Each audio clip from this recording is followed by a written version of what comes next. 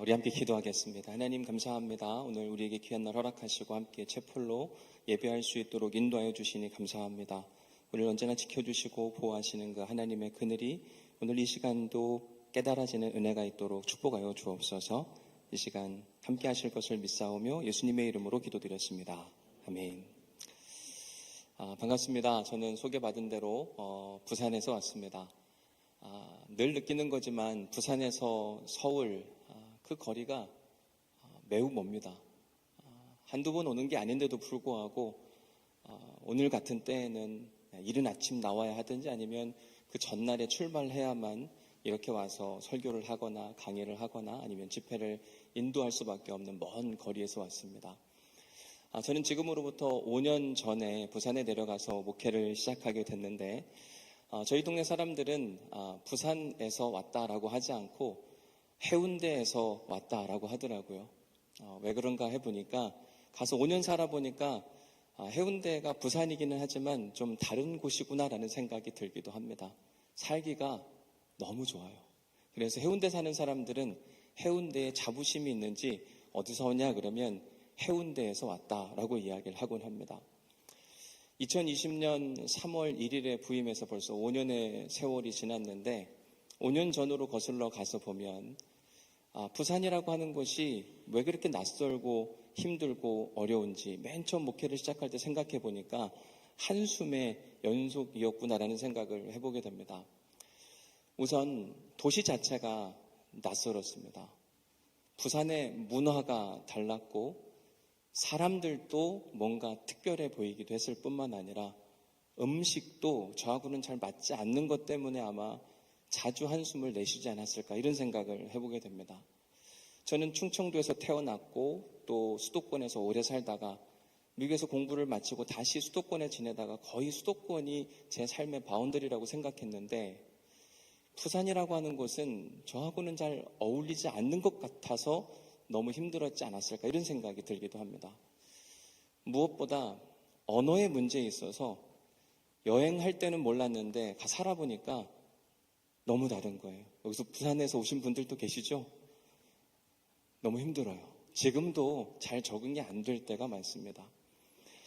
가서 얼마 안 돼가지고 신방을 하는데 조그만 어린 아이 한 4, 5살짜리 아이가 있길래 잘 놀아줬습니다. 젊은 담임 목사가 왔고 신방을 하는데 꼬맹이 아이가 있으니 그 아이와 잘 놀아주는 것이 사명이라 생각이 들어서 잘 놀아줬는데 이 친구하고 식당에 갔더니 저하고 좀 친해졌는지 저한테 뭐라고 이야기하냐면 목사님 봐라 그러는 겁니다. 저는 수도권에서 그런 걸 한 번도 경험해 본 적이 없어요. 나보고 보라고? 근데 이게 굉장히 친밀한 표현이라고 하더라고요. 굉장히 큰 충격이었어요. 얼마 지나지 않아서 어느 젊은 집사님이 남편을 호스피스에 두고 계셔서 이제 얼마 남지 않은 남편의 생애 때문에 힘들어한다. 이 이야기를 듣고 걱정이 돼서 가볼 수는 없고 그때 전화를 드렸더니 이분이 저한테 하시는 이야기가 목사님 왜 이제 전화했노? 그러시더라고요. 그것도 되게 큰 충격이었어요. 목사가 전화했으면 반가워하고 즐거워야 되는데 마치 화난 투의 목소리로 왜 이제 전화했노? 라고 이야기하는데 나중에 지나서 보니까 그건 역시 무슨 의미냐면 진짜 많이 기다렸다 라고 하는 부산식 표현이라고 이야기를 하더라고요. 모든 게 다 다른 거예요. 요즘도 장로님들하고 회의를 하다 보면 제가 가끔 손을 들 때가 있습니다. 손을 들면 멈추라는 신호인데 왜 그런가 생각해 보면 싸우는 것 같아요. 그래서 손을 들면 제가 묻습니다. 혹시 화난 거 아니시죠? 그러면 자기들끼리 웃어요. 목사님 우리 그냥 대화하는 거니까 걱정하지 마시라고. 이렇게 낯선 문화에 산다고 하는 게 생각보다 쉽지는 않습니다. 5년이란 시간이 지났는데도 불구하고 익숙해질 법한데도 여전히 낯설 때가 많아요. 어제도 기차 타고 서울로 오는데 점점 경상도 억양은 사라지고 서울 말씨가 들리는데 얼마나 행복하든지요. 내가 지금 정말 타문화에서 살고 있구나라는 생각을 자주 할 때가 있습니다. 제가 2020년 3월 1일에 부임을 하게 되었는데 여러분들이 잘 아시는 바와 같이 2020년 3월 1일은 이제 막 코로나가 한참 시작되었을 때입니다. 제가 듣기로는 저희 교회가 그래도 제법 규모가 있다고 들었는데 갔더니 20명 앉아 있는 겁니다. 집합금지 명령 때문에 사람들이 없었어요. 야, 이런 데서 어떻게 목회를 해야 하나 이런 고민도 들었을 뿐만 아니라 교회가 여러 가지 다툼과 갈등과 고민 가운데 성도들을 만났는데 웃음기가 사라져 있고 누군가 무슨 이야기를 하면 의심과 경계의 목소리가 반대편에서 들리기도 하고 부산에 가서 목회를 시작했는데 전혀 행복하지 않은 거 있잖아요. 내가 여기 왜 와 있는가? 왜 하나님은 나를 이곳에 보내셨을까? 2020년 1월 어느 목사님이 저를 그 교회에 추천하게 되었고 저는 가서 설교 한 번도 하지 않고 제비 뽑기로 담임 목사로 뽑혔어요. 그래서 그냥 가게 된 겁니다. 야, 담임 목사를 어떻게 제비로 뽑나 이런 생각이 드는데 실제가 그런 거 있잖아요. 만약 저보고 이 교회를 그 상황에서 가겠냐라고 물었다고 한다면 저는 가고 싶지 않았을 겁니다.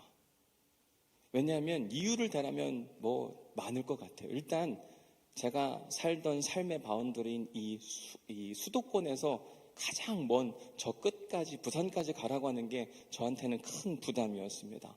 그리고 부산은 여행 2번 간 거 말고는 간 적이 없는데 부산 사람들, 부산 문화, 부산 음식 모든 게 낯설었기 때문에 그것 역시 저에게 가고 싶은 곳은 분명히 아니었을 겁니다. 게다가 교회 소식을 이미 들은지라 수많은 갈등과 분열과 경계와 이런 곳에 가서 목회하는 것보다는 차라리 이 인근에서 있는 게 훨씬 더 낫지 않을까. 개인적 선택을 하라고 한다면 저는 절대로 가지 않았을 그 교회에 하나님께서 강제로 보내셔서 결국 일주일 만에 짐을 싸고 다 내려가서 벌써 5년이라는 시간이 지나고 났는데 지금에 와서 생각해보면 지금은 참 행복하게 목회를 하고 있습니다. 왜냐하면 모든 갈등과 아픔과 어려움도 다 사라졌고 끊임없이 계속해서 사람들이 찾아오고 있고 교회 분위기가 지금은 완전히 달라져서 지금은 행복한 목회를 해가고 있는 여정 중이다. 오늘 우리가 함께 읽은 민수기 14장은 13장부터 함께 우리가 볼 수 있는 말씀인데 민수기 13장은 이스라엘 백성들이 하나님의 인도하심 가운데 출애굽을 하고 이제 하나님께서 약속하신 그 가나안 땅을 목전에 둔 상황이었습니다. 이제 들어가면 되는데 이 13장 말미에 가서 보면 사람들이 이 약속의 땅 가나안 땅에 들어가지 못하고 주춤주춤하는 모습이 보입니다. 그 이유인즉슨 모세가 보냈던 12명의 정탐꾼 중에 10명의 정탐꾼들이 와서 보고하기를 그 땅이 살기는 참 좋은 환경인데 그곳에서 가져온 열매들을 보니까 와, 우리가 이런 걸 먹고 살 수 있다니 너무 행복하고 좋은 이야기이기는 했는데 그 땅에 거주하는 사람들에 대한 이야기도 듣고 좌절하는 겁니다. 왜냐하면 그들이 이길 수 없을 것 같은 사람들이었기 때문에 어떻게 우리가 저들을 이길 수가 있을까? 못한다. 아무리 좋은 게 있다 할지라도 우리는 능히 그 약속의 땅을 점령하지 못하리라. 오히려 우리가 죽을지도 모르겠다. 이런 마음의 좌절과 안타까움과 속상함이 찾아오자 그들이 했던 일이 무엇이냐면 민수기 14장으로 가서 보면 그들은 원망하고 불평하고 심지어 우리가 리더를 새로 세워서 애굽으로 돌아가자고 이야기하기도 합니다. 너무 속상하고 화가 나니까 그랬던 거죠. 그런데 하나님께서 너무 괘씸한 건 뭐냐면 그들이 분명히 애굽에서 부르짖었거든요. 하나님, 우리가 고통 가운데 있으니까 우리를 이곳에서 벗어나게 하여 주옵소서. 하나님이 그 이야기를 들으시고 하기 싫다고 이야기하는 모세까지 설득해서 그 힘든 싸움, 애굽왕 바로와 싸워서 그들이 분명히 승리하게 하셨고 출애굽하게 하셨고 수많은 이적들을 보여주셨음에도 불구하고 지금 자기들 앞에 이 가나안 땅에 있는 큰 족속들을 보고 좌절하는 그 모습을 보자 하나님은 속상하고 화가 나는 거죠. 어쩌면 저럴 수가 있냐. 게다가 특별히 이 10명의 정탐꾼들이 부정적인 보고를 통해 사람들의 민심이 막 흐트러진 모습을 보고 하나님의 진노가 임하는데 바로 그 10명의 정탐꾼들이 다 죽음을 당합니다. 그 이후의 상황이 바로 오늘 본문 40절의 말씀이에요. 그러한 사건이 일어나자마자 40절 말씀에 보면 아침에 일찍이 일어나 산 꼭대기로 올라가며 이르되 보소서 우리가 여기 있나이다. 우리가 여호와께서 허락하신 곳으로 올라가리니 우리가 범죄하였음이니이다. 여러분, 하나님은요, 이스라엘 백성들의 그 불순종 가운데 그들을 곧바로 약속의 땅에 진입하지 못하게 하시고 14장 25절 말씀에 보면 광야 길로 돌아가게 하십니다. 이미 하나님은 그들과 함께 하지도 않으셨고 그들이 가야 한다고 생각했던 가나안 땅에도 있지 않은데 그들이 생각하기에 하나님이 저기 계시다. 분명히 하나님은 지금 광야길로 가겠다고 말씀하셨는데도 불구하고 하나님 생각은 중요하지 않고 자기들 생각이 중요한 거예요. 그래서 40절 말씀을 다시 한번 보면 아침에 일찍이 일어나 산 꼭대기로 올라가며, 사실은 모세에게 물었어야 되거든요. 선생님, 우리가 지금 올라가도 되겠습니까? 라고 물었어야 되는데 그들은 물을 생각도 없이 올라가며 모세에게 이야기하는 겁니다. 하라고 할 때는 하지 않고, 하라고 하지도 않았는데 자기들이 올라가려고 애쓰는 모습을 보고 모세가 말리게 됩니다. 41절 말씀, 모세가 이르되 너희가 어찌하여 이제 여호와의 명령을 범하느냐. 이 일이, 너희들이 지금 하려고 하는 일이 결코 형통하지 못하리라. 지금 하나님이 그렇게 명령하시지도 않았는데 너희들 왜 올라가냐? 올라가지 말고 내려와 이렇게 권면하고 있는 상황이에요. 그리고 뭐라고 이야기하냐면 42절 말씀, 여호와께서 너희 중에 계시지도 아니하니 올라가지 말라. 너희의 대적 앞에서 패할까 하노라. 패할지도 모른다가 아니라 패할 것이 분명하니 너희들은 지금 올라가면 안 된다고 강력히 말리고 있는 상황입니다. 그런데 말입니다, 44절이 중요해요. 우리 44절 말씀을 같이 한번 읽어볼까요? 44절 말씀 같이 읽어봅니다. 시작. 그들이 그래도 산 꼭대기로 올라갔고 여호와의 언약궤와 모세는 진영을 떠나지 아니하였더라. 오늘 설교 제목을 그래도와 그럼에도 불구하고 라고 정해봤습니다. 44절에 보면 그들은 그렇게 말리는데도 올라갑니다. 그래도 올라가요. 왜? 그들이 지금 하고 싶거든요. 그들은 자기들이 해야 할 일을 하지 않고 하고 싶은 일에 온 힘을 다하니까 누군가, 아니 영적 지도자인 모세가 말리는데도 불구하고 계속 올라가려고 하는 사람. 저는 감정주의에 치우친 사람이라 이렇게 이야기하고 싶어요. 자기 감정에 충실한 사람들의 특징이 뭐냐면 누가 말려도 그래도 그 일을 하려고 합니다. 그런데 그 결말이 45절에 나옵니다. 45절 말씀에 보니 아말렉인과 산간지대에 거주하는 가나안인이 내려와 그들을 무찌르고 호르마까지 이르렀더라. 결국은 대패한 이야기가 소개되고 있습니다. 왜 그런가 생각해 보면 하나님이 원하시는 때에 그들이 하지 않고 하나님이 원하지 않는 때에 그들이 하기를 원하는 일에 집중했기 때문에 그런 겁니다. 우리가 살다 보면 내가 하고 싶은 게 있고 하나님이 원하는 게 있어요.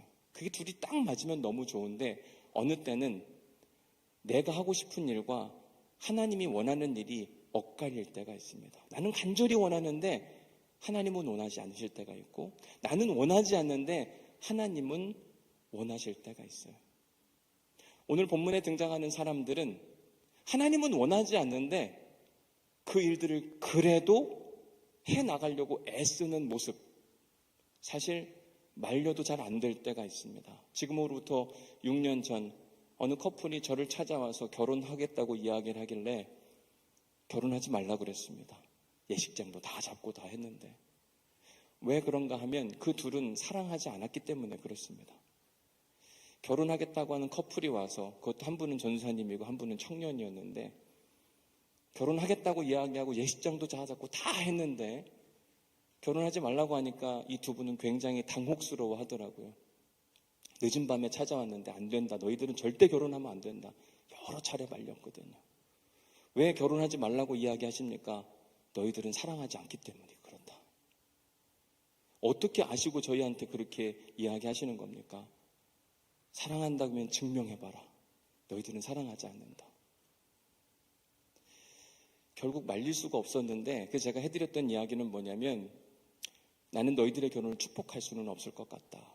그래도 한다 그러면 어쩔 수 없겠지만 나는 이 결혼에 대해 반대한다. 내가 부모도 아닌데 왜 그랬는지 모르겠어요. 그런데 그로부터 1년이 지나고 나서 결국은 두 사람이 헤어지는 모습을 보게 돼요. 전화해서 목사님 살려주세요, 도와주세요 하지 말랬잖아. 어느 때 보면 누군가 말리면 하지 않아야 되는데 우리는 그래도 하려고 합니다. 왜? 내가 하고 싶은 거 있잖아요. 그걸 누군가 말리면 싫잖아요. 속상하잖아요. 근데 오늘 본문의 상황이 꼭 그와 같았어요. 하지 말라고 모세가 말리고 또 말리는데도 불구하고 그 일을 해요. 근데 하나님이 우리에게 원하시는 건 뭐냐면 내가 하기 싫은데도 하나님이 이끄시고 누군가 권면하면 그럼에도 불구하고 할 수 있는 믿음의 용기가 있어야 되는데 오히려 우리에게는 그래도의 모습은 여전한데 그럼에도의 불구의 모습은 결코 쉽지 않더라. 제가 부산에 내려가서 목회하는 것 사실은 제 본성이었으면 안 갔을 것 같습니다.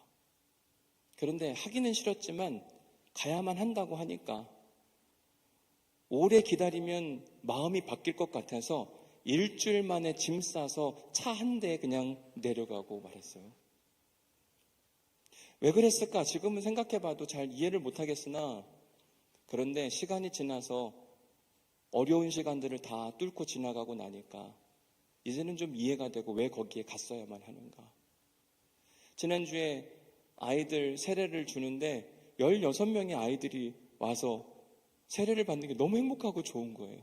아이들이 없다고 하는 이 시대에 지금 젊은이들이 와서 아이를 낳을 뿐만 아니라 이 아이들을 믿음으로 기르겠다고 애쓰는 모습, 내가 5년 전에 여기에 내려오지 않았다고 한다면 과연 이런 은혜를 내가 누릴 수가 있었을까라는 생각을 해보게 되기도 합니다. 이제 말씀을 정리하면서 예수님을 잘 생각해 보면 여러분 예수님도 그가 하고 싶은 일이 있었고 그가 해야 할 일이 있었습니다. 그가 하고 싶은 일은 무엇이었냐면 십자가를 지지 않는 일. 그래서 겟세마네 동산에서 그렇게 애쓰면서 울며 하나님께 기도하잖아요. 하나님 이 잔을 옮길 수만 있거든 옮기시되 내 원대로 마옵시고 아버지 원대로 하옵소서. 그런데 그가 해야 할 일이 무엇인지를 하나님이 가르쳐 주었어요. 하나님께서 예수님에게 하시는 말씀이 아니야. 너는 십자가를 반드시 져야 하느니라. 그 십자가는 고난이었고 고통이었고 아픔이었지만 그 십자가가 그 십자가로 끝나지 않고 십자가 뒤에 부활이 기다리고 있었습니다. 그 부활뿐만 아니라 예수 그리스도의 그 고난을 통해 온 인류가 구원받는 특별한 은혜도 찾아오게 됐어요. 여러분 잘 생각해 보시면 내가 하고 싶은 걸 하면 나하고 주변 사람만 행복합니다. 목회를 해보니까 그렇더라고요. 그런데 내가 해야 할 일을 하면 주변 사람들이 행복해지고 하나님도 행복해 주시고 결국은 자기 자신도 행복해지더라고요. 해야 할 일을 하는 사람들을 우리는 사명자라고 이야기합니다. 부르심을 따라 살아가는 사람들. 그런 사람들은 행복의 범위가 엄청납니다. 그게 바로 예수 그리스도의 영향력이었어요. 예수 그리스도께 십자가에 죽으시고 부활했더니 예수님도 좋고 우리도 좋고 하나님도 좋고.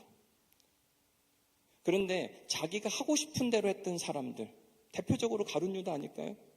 잠깐 행복했다가 비극을 맞이하게 되잖아요. 근데 우리는 여전히 지금도 우리가 하고 싶은 대로 선택하려고 애를 씁니다. 누가 뭐라고 하든지 말든지 그래도 나는 이 길을 걸어가겠다. 사실 하나님은 우리가 그래도의 신앙이 아니라 그럼에도 불구의 신앙을 갖기를 간절히 원하세요. 내가 하고 싶은 일이 아니라 내가 해야 할 일을 하는 사람들.